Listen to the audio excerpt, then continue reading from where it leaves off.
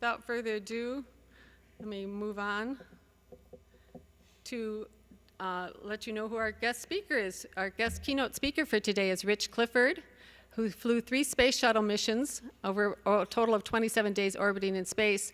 What's important to us is he was diagnosed with early Parkinson's disease after his 2nd mission, and was able to fly a 3rd mission, including a very famous walk in space.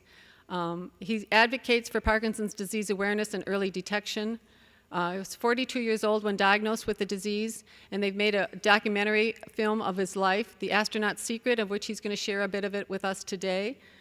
And I have the only autographed Neurology Now copy magazine that he signed for me by chance a while ago, and that's how I got him. I think that's how I got him here. So let me introduce Rich Clifford, and let's hear the Astronaut's Secret. It's my privilege to be here to address you today and talk about Parkinson's disease. I'm going to talk a little bit about that, space flight, intertwine the two, and entertain you somewhat. But the purpose of today is to get you involved with what's going on in the Parkinson's disease community, treatment options, and looking for that cause. Because if we don't find the cause of the disease, we're never going to find a cure for it. We just keep treating it. There we go. That's better. But as it said, in 1994 I was diagnosed with Parkinson's disease, early onset, after my 2nd space flight, and I was just in the physical exam with the flight surgeons, and I passed everything. It was all good. He said, "You're good to go. You got any questions?" And I said, "Yeah, my right arm, my shoulder it bugs me. My racquetball game had gone downhill, and I wasn't playing good racquetball. I wasn't winning games anymore, and it wasn't good." So I said, "Look at my shoulder." He looked at me and said, "Does it hurt?" I said, "No, it doesn't hurt. It just hangs there." And that set off flares in his mind, I guess. And he asked me to walk down the hall. And you all know what that's like. I turned around and walked back. And he said, "You got Parkinson's disease. But we're going downtown tomorrow, downtown Houston, to a neurologist and confirm it." So they took me downtown the next day. NASA does things quickly sometimes. And I went to the neurologist, Dr. Jankovic. He looked at me for 5 minutes and said, "You got Parkinson's disease." But unfortunately, NASA won't accept that. So we gotta prove it that it's not something else worse. I said, "What could be worse?" And he said, "There's other things out there, MS and brain disorders and other things." But so I sat down there, and for the next 4 months, I went through exam after exam after exam. They poked and probed every hole in my body. And finally they came up and said, "You got early Parkinson's onset." I said, "Great, what do I do now?" And NASA asked me what I wanted to do. I was kind of surprised about that. What do I want to do? I want to fly again. What do you mean? He said, "Okay, we'll consider you in line of flying." And they didn't tell me to be silent about it, but it was inferred that if I wanted to fly, I should keep it secret that I had Parkinson's disease. So I kept it a secret for 17 years. And I flew again. I got assigned to another mission about 3 months after being diagnosed finally with Parkinson's disease. And I flew that mission, a trip to the space station Mir, where we docked with it, and did a spacewalk on that, installing some experiment packages on the Mir module. And that was a good time. I highly recommend a spacewalk for anybody that wants to do one. Yeah, your own satellite out there, it's really amazing. And the things that you can see, I've got a story on that. I've been outside. Well, let me step back one. When you're planning these spacewalks, you get very deliberate in your activities. You got 6 hours of timed activities, and they just march you down a timeline.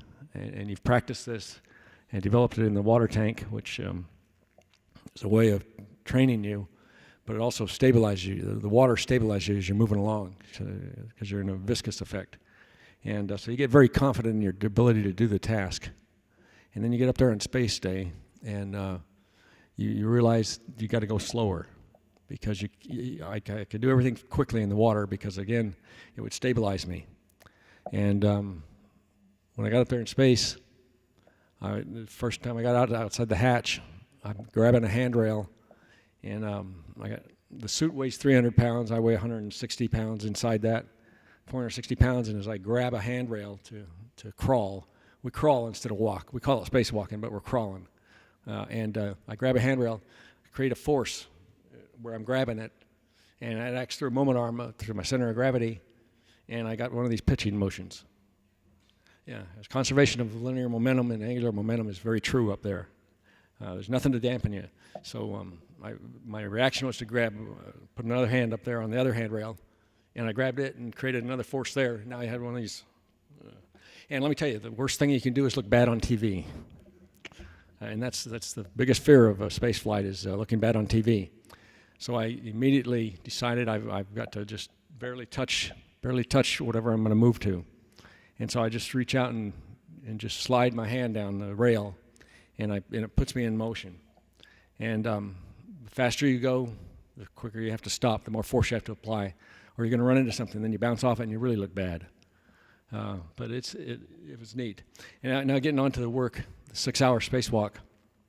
I've been out there for 2 hours, marching down the timeline, when the call came from inside the cabin.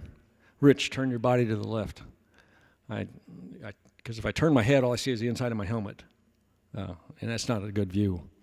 So I turned my body to the left, and there, framed between the solar array of the Mir space station and the nose of the shuttle, was the Earth's horizon at sunrise. I knew it was sunrise because it was getting light. Could have been sunset, but it was absolutely amazed me. The view that you could see just out through my plexiglass visor. And the next call came, Rich, get back to work. Yeah, so they didn't let me much free time. Yeah, but now we'll back up a little bit now on the treatment of Parkinson's. When I got diagnosed, the only thing they put me on was Eldepril, which is a neuroprotective drug, and I didn't have any symptoms other than my right arm just hangs there when I walk, and you'll see it on the video that I'm going to show you. It's got a picture of us walking out, the crew walking out for the final mission, and you can see my right arm just hangs there, and nobody noticed it.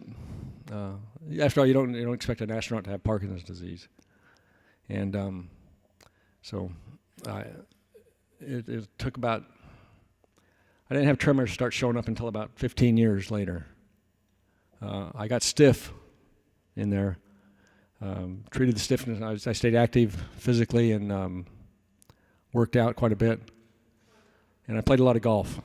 I was like Obama. That's a joke. But when I started getting the symptoms, I started going public with it. And 17 years after my diagnosis, I went public with it. And the outproduct of that is this video. The documentary film's been produced about my journey with Parkinson's. I'm going to show that to you in a little bit, and I hope you enjoy it. But the tremors have become more prevalent now, and I got a little bit of dyskinesia.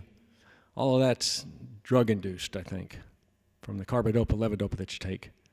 I've been reading a little bit lately about carbidopa-induced tremors. Well, it's supposed to stop the tremors. The levodopa stops the tremors, but the carbidopa induces it, so it's a force fight between the two. And there's some research going on about that. And what are you going to do with that carbidopa, levodopa? The L-dopa takes care of you, but the carbidopa is not good, and they got to come up with something new. But I'm here to tell you that what we got to do is we got to spend our resources on finding a cause of this, because until we find a cause, we'll never find a cure. And there's a lot of research going on. Michael J. Fox Foundation generates a lot of money for research out there, and they're tied in with 23andMe company on the DNA analysis and the ancestry, whether you have some in your system or not, in your family. They haven't found a link in the family. So sure, there's a couple families out there that have a father has it and a son has it, a daughter has it, but they're very rare, as you know. So there's no cause and effect to that. But it's going to happen. We're going to find a cause, and then very quickly a cure will come about. That's how you solve all diseases. You find out what caused it, and then you can fight that battle. Now, how did I keep it secret? I just did. I didn't see the need to tell anybody. NASA didn't tell me I had to tell. I had to keep it secret, but I didn't want people to look at me differently, quite frankly. And I left the program after my third flight. Went to work for Boeing and in the space station program, director of operations and utilization, which meant I did all the procedures for building the space station and using it. And had a team of people doing that. It was a very good job. And I didn't want to be looked at differently, so I kept it a secret. Interesting enough, when I got back from the third flight after flying that, and I asked the flight surgeon, I said, why in the world did they let me go? They had all these other people around here that could fly that mission. The answer came back to me, you got to understand, by the time you get to the third mission, we've invested so much money in you that we want a return on the investment. Yeah, so there I was, a return on investment. And I'd have stayed around for another flight, but my next flight would have been a 6-month duration flight up on the space station Mir, most likely. And I'd visited Mir, and it was a pit stop. Nothing, you can't say anything else about it. It's an operating space vehicle, but it can't do anything. When their equipment breaks, and it breaks often, they have to just stack it on the walls because they have no capability of bringing anything back. Their progress supply vehicles burn up on entry. So if they have to repair something, they can't do that, so they just produce a new component and ship it up there. And you can't just throw anything outside because it will come back and hit you. So it just stacks on the walls. You get bungee cords everywhere, and the cabin itself that you fly through is started out about this wide. And by the time I got there, it was about this wide. So much so that when we're flying through the cabin with resupply bags, you could barely get the bag in the cramped space. And so it was a novel approach. We had to push things through the cabin, and hopefully somebody would be at the other end and catch it. Mir, it's not worth talking about, but it's an operational space vehicle, but it was not something I wanted to spend 6 months on. And so I made the decision to leave and work for Boeing. But I now go around and do a lot of speaking, and I'm going to share some of the outproduct of that with you on the movie, and also what I do on a daily life. The space business is good. I've been very fortunate to fly on our space vehicles. I flew Discovery, Atlantis, and Endeavour, the 3 vehicles we have left. And it was hard to shut that program down because we had an operational vehicle. But how does that go about this? Like I said, I didn't have a lot of symptoms. I didn't have any tremors. I just kind of walked funny. And when I got up on launch can be described as a violent event. And when you're on the space shuttle, you got 2 solid rocket motors. They produce 3.3 million pounds of thrust each. And they're attached to an external tank which contains all the liquid oxygen, liquid hydrogen, and the shuttle, the orbiter, attaches to the external tank. So the structural backbone is the external tank, which carries liquid hydrogen, liquid oxygen.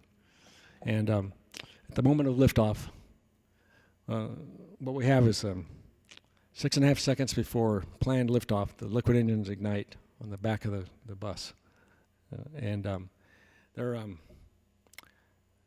off the center of gravity, so the whole shuttle bends forward on the pad. It just bends, and it's held on by 8 bolts that are holding the solid rocket motors on there.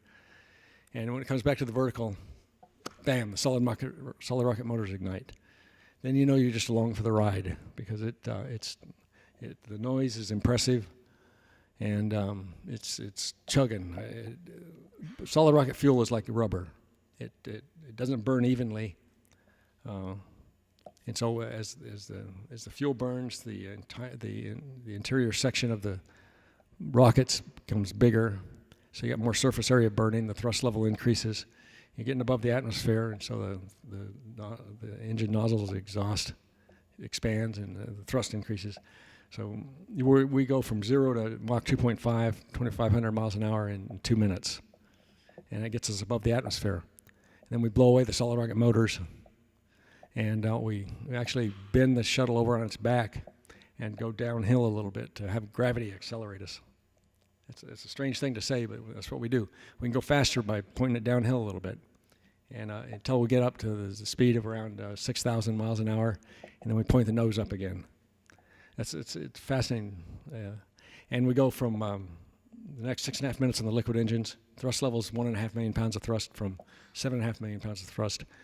And the nice part is that when it runs out, gas, the engines just quit, and you've been pushed back in your seat, pulling 3 Gs for the last 30 seconds. And we have to throttle the engines back to do that because the structural limit of the vehicle is 3 Gs. And as soon as the engines quit, your arms come up. You've been on your back on a seat, and your arms come up, and all the dust in the cabin comes up with it. As clean as we keep that thing, there's always dust. And it looks like they put 1 billion stars out there. And it just hangs there. The dust just hangs there. And the fans circulate and eventually clean it off, but it's amazing. And you're just like this. Your neutral force point is what you go to. And when you undo your seatbelt, the 5-point restraint system, you're then thrust out, and you're flailing. You look like a fool. But it's fun. The experiment is neat. And you learn very quickly that doing things slowly is the way to be efficient in space. We all bounce around a lot when we first get there, and it's interesting to see the reaction of other people. My first flight, I was the rookie on it, and I had 4 veterans with me. It was a Department of Defense flight. I flew with Guy Bluford, the first black American in space, and it was his 4th flight, and he was Mr. Pro at it. And some of the little things I remember is you dive down the hatches. There's a flight deck and a mid deck. The mid deck's where all the experiment packages are, where we live.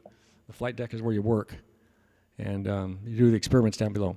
But going head first down there is kind of a weird thing to pass through, because you're not thinking right, and to dive through something, you're wondering what you're going to hit. And watching Guy Bluford do it, he went feet first. And I had to get him out of his suit. My job on the first mission, as soon as we got to orbit, was to get the astronauts out of their suit. And I had to keep mine on because somebody had to help me out with it afterwards. But one of the less inspirational less inspirational incidences of this flight was breaking the seal on the rubber garment. We wear the flight suit we wear is a rubber garment designed to keep temperature in. Should you have to bail out in the North Atlantic Ocean in the middle of winter, it'll keep you alive. So it's a heat sink. And you've been in that suit for 5 to 5.5 hours, and you had a diaper on. And when I unzip the back of it and break the seal, boom, the aroma was amazing. That's the only term I can use. I stopped smelling after that. And I can attribute that to Parkinson's disease, but I literally stopped smelling after that. And getting all 4 guys out of the suits was amazing. And most of them had used both sides of their diaper, so it was even worse. But you get over that because you're up there for a purpose. And flying with the 5 military guys was a special privilege. We played a lot up there because we had some time. We had a satellite we launched. Did that on the 2nd day. And I want to say play.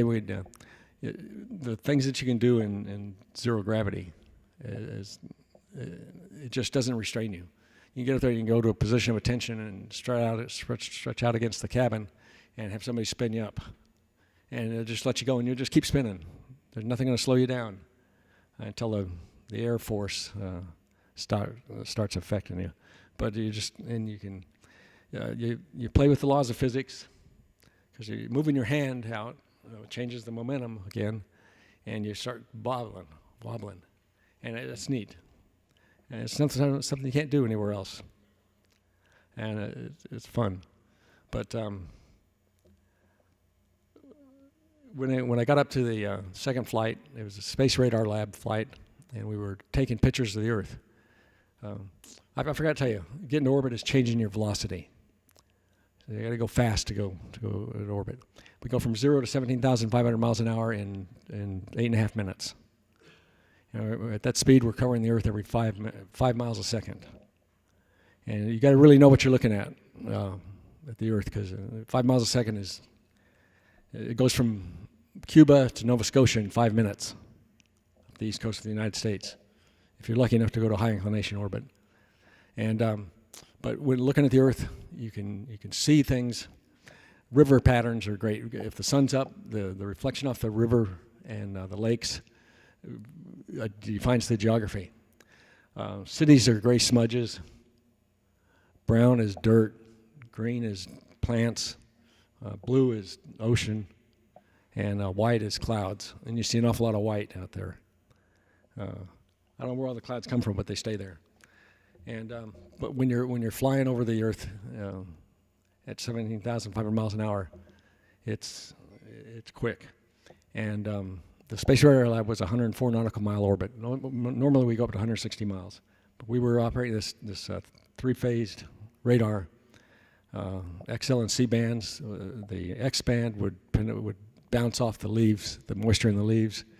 The C band would bounce off the moisture in the tree trunks, and the X band or the L band would bounce off 12 feet of desert soil. And you can see ancient riverbeds, oil patterns, a lot of resources done. And what it does is it gives you a three-dimensional view of the Earth. You got the trees, the stumps, and then the subsurface layers. And our job on that mission was to take pictures of where we were operating the radar. So we could, it was digital. So what we did is we take full color images of the surface of the Earth, and they would update the digital radar with those colors so you can get these pretty pictures out. And that was neat. And we operated that for 11 days. And then my third flight was the Space Station Mir. Good times. But it's a special privilege to be here. And there's a lot going on in Parkinson's disease. I was impressed that you have a wine tasting for fundraising. That's pretty good. Is there a limit on the wine you can taste? And some other the golf tournaments and fun runs they're everywhere, but they're good events because you can get a team for it and get people to contribute. It's good. Where are we on Parkinson's disease? We still are into treatment options, and I think that's great about APDA because they offer a lot of programs for you. And for raise your hand if you have Parkinson's disease. If you can get your hand up there. Yeah, it's good. And how about the caregivers out there? Have any caregivers? Yeah, bless you, because you put up with a lot, and it's a love fest, I guess. But my wife Nancy here is my caregiver. Can't do without her. But we've got to find something out there that we can fix. And until we find a cause, we're not going to do that. There's research going on in Europe. Europe has fewer restrictions on their medicine that you can take, but again, it's treatment options. And I believe firmly that we have to invest our resources in finding a cause. And I hope to be here when we find one, because I'll be the first in line to volunteer to test it out. Got my test pilot background, I'm willing to go. But hope's out there. Don't get discouraged. And we have a lot ahead of us. And the best thing you can do is keep in motion. There's different ways of doing that. The yoga, the big exercises are really good. I'll be the first to admit that I don't do them as frequently as I should. I play a lot of golf, and that tends to keep me going because there's a lot of traction between my ball and where it's supposed to go. I tend to go to the right side a lot, and I lean to the right.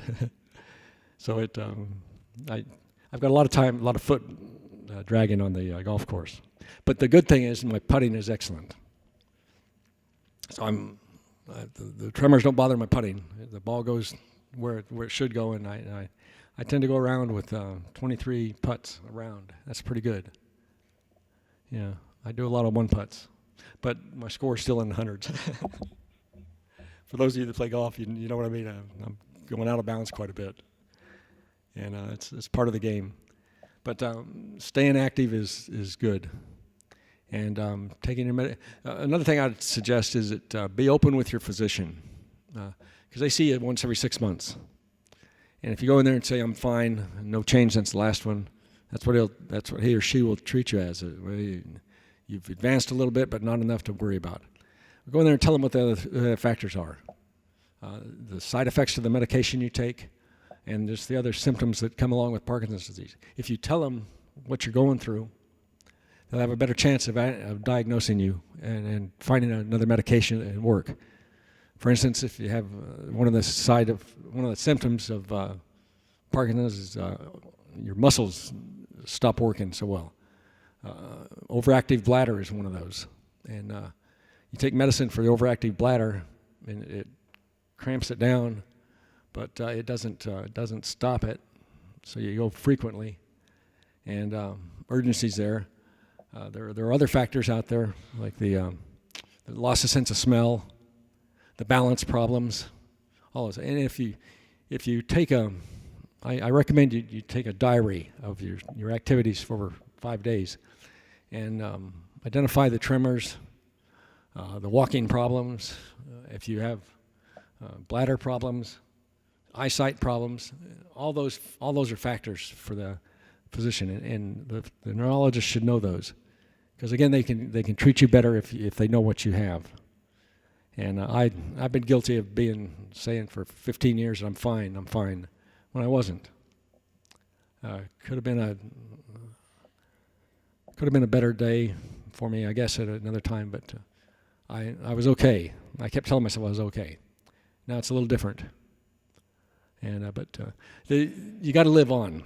I encourage you to keep doing the things that you're doing, because the alternative to not living well is not good.